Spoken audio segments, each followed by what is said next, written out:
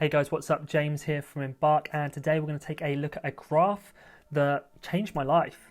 So a guy called Daniel Fasalu put this graph up on Twitter, and he's all about building a business around your lifestyle, not building a lifestyle around your business with whatever time you have left. There's no point in having a thriving business if you've got no time, no freedom to do anything you want. You've got no time to spend with your spouse or your kids.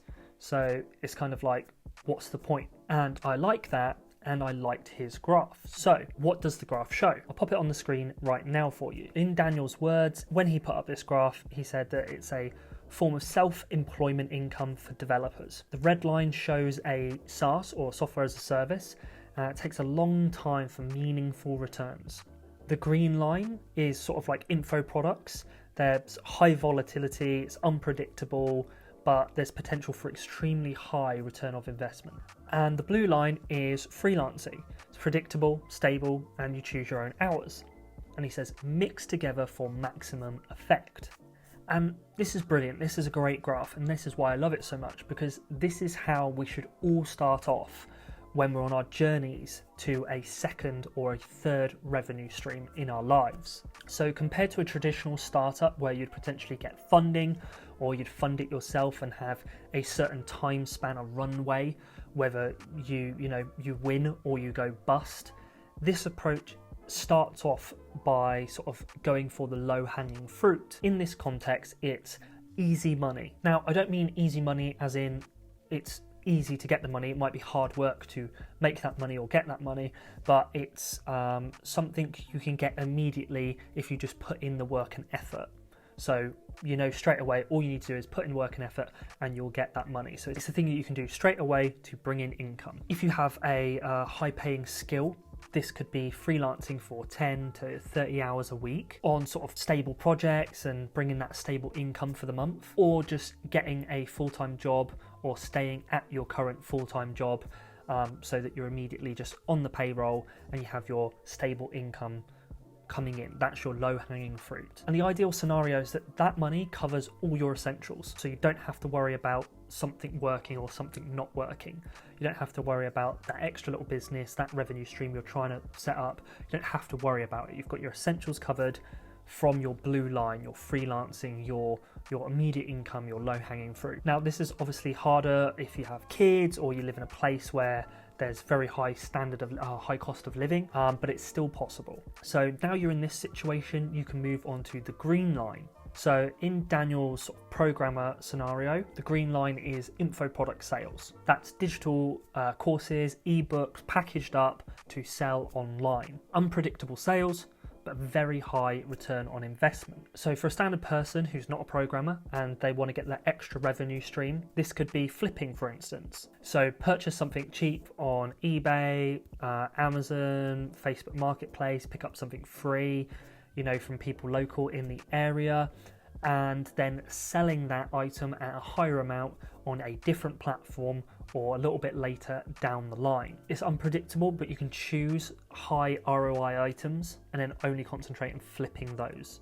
Another revenue stream that matches up with the green line could be a small store that sells certain products with a high return on investment. You could purchase, white label candles, for instance, and sell them at the local monthly market. Another example for those who have got a little bit of money saved up, you can actually build up a portfolio of dividend-paying stocks, and these dividends will be paid out to you monthly, quarterly, or yearly, depending on the company, and it's just a second revenue stream. And finally, the slow burning red line. The income that takes months or years to slowly build up can be the difference between an extra bit of income and being extremely wealthy. So in Daniel's example, it was SaaS, or software as a service. And this would be any software that you could package up and sell monthly as a subscription. For example, design software like Canva or Adobe, or cloud storage like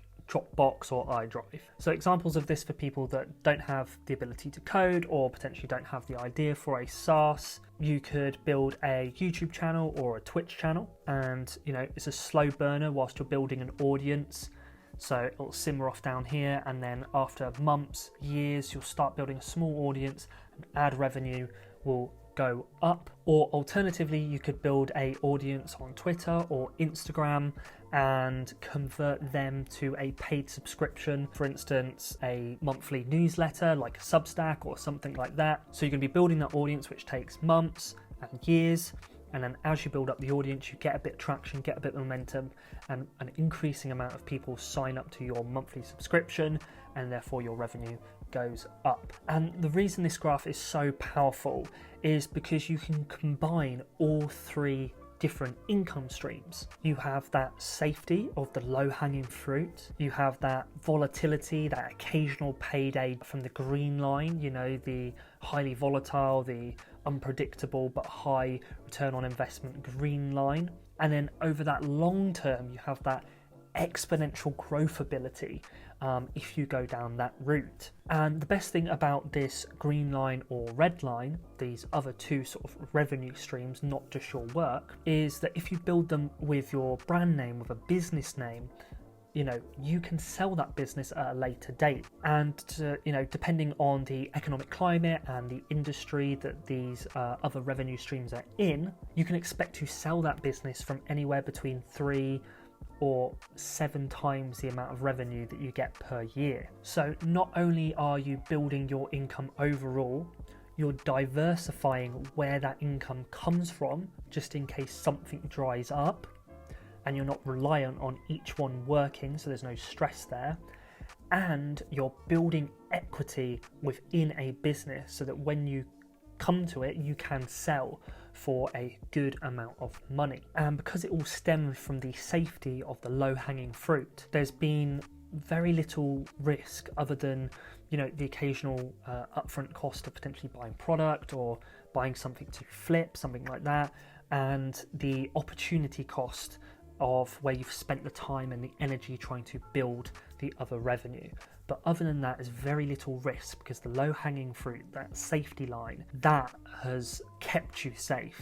So for me, you know, I hope this opens your eyes, like it has for me, to not just different revenue streams, but how you can build up a portfolio of revenue streams for very little risk with high returns. This has fundamentally changed the way I view income and my income, and I'm actually implementing these changes now. I'm implementing this graph as we speak. That's how much of an effect it has had on me, and I hope it has the same on you. So that's it from me, guys. Hope you enjoyed the video. If you did, please make sure to leave a like and subscribe to the channel. If you're new here, we have got new videos coming out every single week.